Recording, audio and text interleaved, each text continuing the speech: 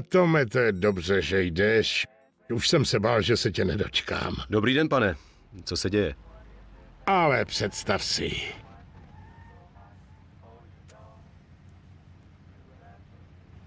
Celý týden jsem se těšil, že si dnes zajdu k Pepému do restaurace na oběd a můj osobní strážce se zrovna dnes omluvil, že je nemocný a nemůže mě tam odvést. Tady v baru není nikdo, kdo by mě tam odvezl a nerad chodím do společnosti sám. Nevadilo by ti tam se mnou zajet, viď? To určitě ne, pane. No výborně, tak to můžeme zrovna vyrazit, už mám docela hlad. Máš sebou pistoli, Tome? Jo, mám. Myslíte, že ji budu potřebovat? Aha, to snad ne, ale jistota je jistota, vždy to znáš.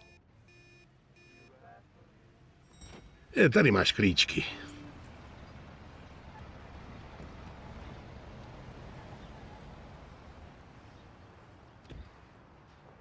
Dámy a pánové, já vás vítám u další... Kam jdeš, Tome? Jedeme na oběd. Jdu k autu, ty staříku. No to je dost. Co si to prosím tě blbnul?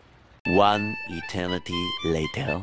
Dámy a pánové, já vás vítám u dalšího dílu ze hry Mafia. Tome, strašně už se Děkuji. těším. Pepe je rozený Sicilián a hlavně vynikající kuchař. Vždycky, když chci nějakou specialitu z domova, zajdu k němu. A počkej, až ochutnáš ty jeho sýry. Ty jsou prostě vynikající. Luigi není špatný kuchař, ale Pepe, to je opravdový mistr.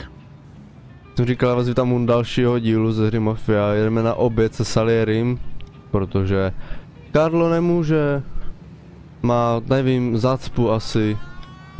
Takže nemůže, takže jedeme my, tak se s ním dobře najíme. Aj, vypadá to, že máme potíže. No, vypadá to, že máme potíže, super. Takže pokud se díváte na tohle video, my tady budeme jíst, takže si to něco dobrého, usaďte se a jedeme na oběd. Tak co, Salieri, už máš hlad? Jsme tady totiž. To si vybereme, jaké Big Mac menu, nebo třeba hranolky nebo něco, tak jsme tu.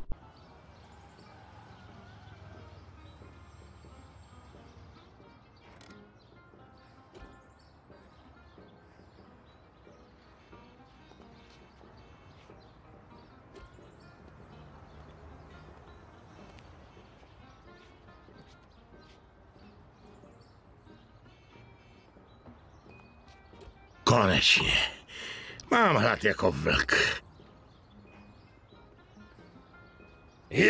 Done Salieri, vítám vás, to jsou k nám hosti. Pepe, ani nevíš, jak už se těším na tvoje speciality. Bylo to vynikající, Pepe. Nic tak dobrýho jsem už dlouho nejedl. Děkuju, Done, pochvala od labužníka jako vy mě vždycky potěší. Ale prosím tě, co pak já jsem za labužníka? Kdybys viděl, co jsem si včera uvařil k večeři, určitě bys mi tak neříkal. Dáte si ještě něco, Done? Mám tu výborné Chianti. Opravdu? No tak to jsem s ním, Pepe.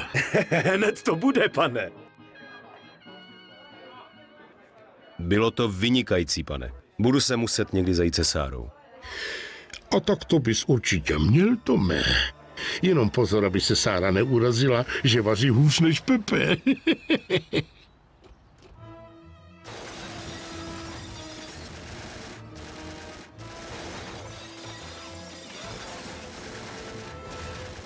Co to má k čertu znamenat? Takhle mi překazit oběd. Morello asi nemá co dělat. Taky mohli počkat, tak ochutnám to víno. Burani. Hoď mu tam dáreček, Joe. Třeba ho vykouříme.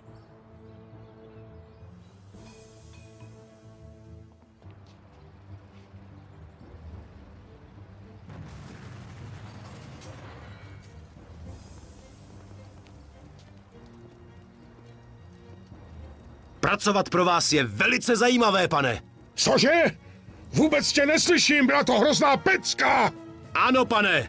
Tome, vypadá to, že tudy se ven nedostaneme. Zkusím naběhnout někudy zadem a já se je pokusím zabavit. Ano, pane. Dávejte na sebe pozor. Takhle překazit oběd, děláte si srandu. Se mnou není žádná Tak. prdel.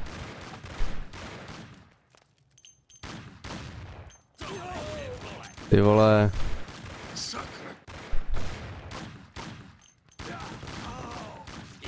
Pozor, staříku, ty vole.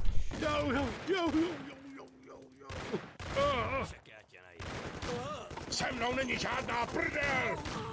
Fakt? Tak, mám jeden náboj, super. Mám ještě něco, to je všechno, co mám, aha. Dobře. Tak. Aha.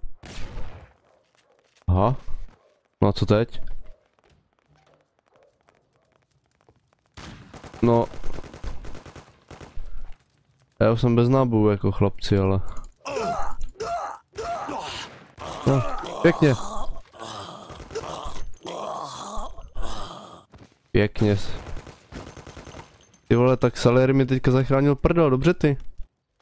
Tak kolta vyhodím, to nemá náboje. Jo, tam je jeden vzadu. OK.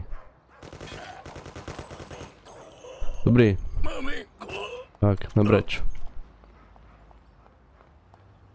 Aha, tady já se nemůžu, co? Víš, může takhle obejít? Můžu je takhle obejít. Aha.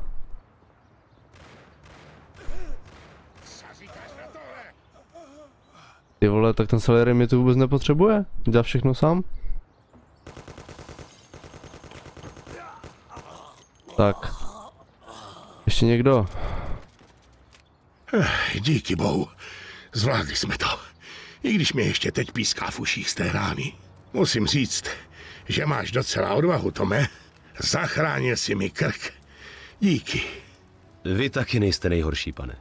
Pane bože, to je spoušť. Pepe se naštěstí schoval. Chudák. Budu mu muset poslat nějaké peníze na opravy. To bychom měli. Pane, zajímalo by mě, odkud mohli vědět, kde budeme. Myslíte, že nás sledovali? Myslím, že ne, Tome. Mám takový dojem, že vím, kdo mě prásknul. Kdo? Carlo. Můj osobní strážce. Ten zatracený skurvysyn. Jedinej věděl, kam dnes chci jít. A ještě se na dnešek vymluvil, že se mnou nemůže. Moc dobře věděl, co se stane. To zní docela pravděpodobně. To bych řekl.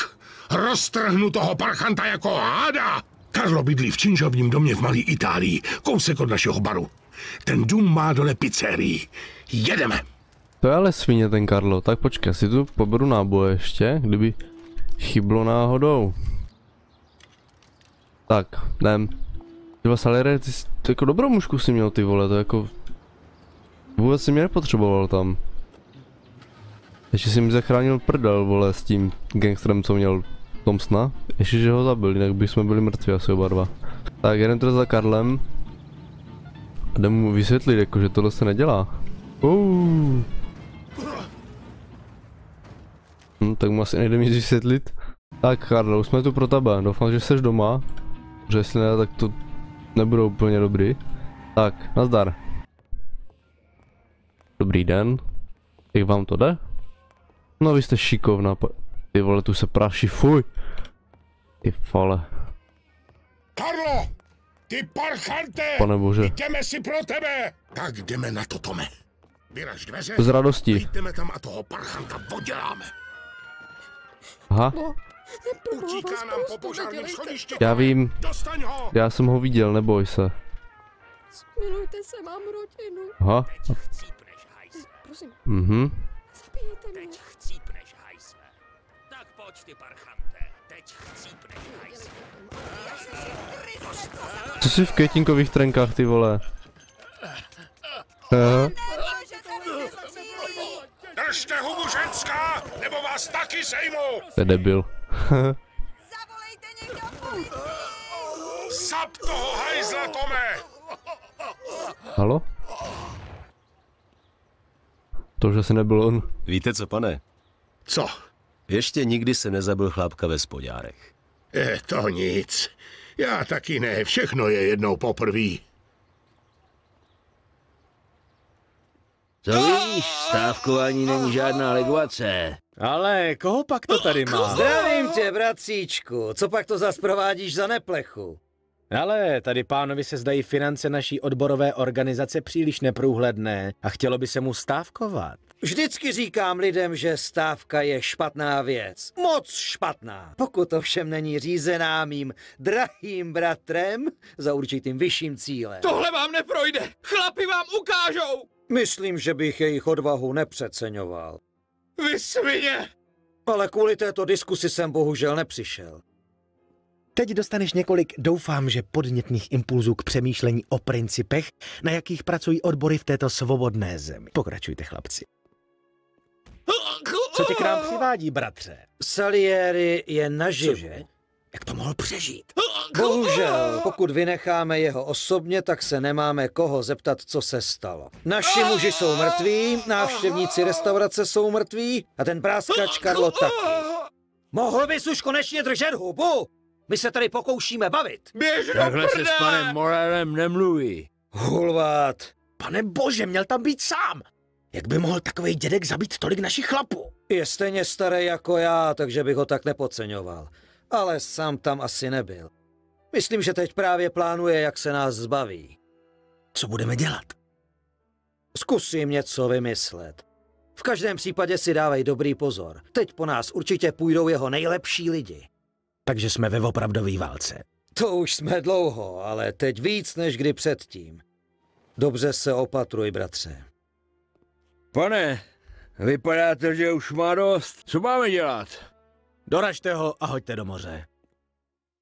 Dámy a pánové, já doufám, že se vám tenhle sice krátký díl, ale zajímavý si myslím, líbil. Já doufám, že se vám líbil i ten minule. Nezapomeňte dát like, odběr, napsat nějaký komentář, sdílet ostatním lidem. Já doufám, že se vám teda video líbilo a já se na vás budu těšit u dalšího videa. Zatím si mějte a čus!